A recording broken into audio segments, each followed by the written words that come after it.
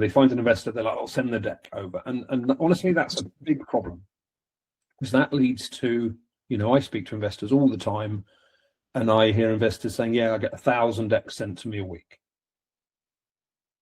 And it's not good for anybody if you send your deck to the wrong investor, because you won't get a response, or you'll get a no with no feedback. So when investors are asking tough questions within a pitch, what are they really, really testing in those moments from your experience? Oh, goodness me. So if you're bluffing, if you know your stuff, yeah, right, I'll get that to you. And then of course you have an opportunity then to show your reliability. You come out of the meeting, you send an email, here's the number I promised you. You're showing that you're someone who follows through, who's reliable. And or there's the I don't know yet. And again, that's an opportunity for you to say, this is, let's say, an assumption that we've made, or something that we haven't found out yet, and we have a plan for this. I've already thought about this. I've already identified this as something that's an unknown.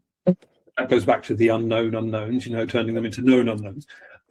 We have a plan for this, and obviously I will, this comes here in the priority list, but we've made this assumption in base. So let's say your customer acquisition cost, we don't know for sure. We believe it's this. This is how we've come up with this number. This is how our, this is how what it shows in the business plan. Right. This is our plan to find this out, for example. Yeah. So be honest, but be prepared, I think, is the summary of that.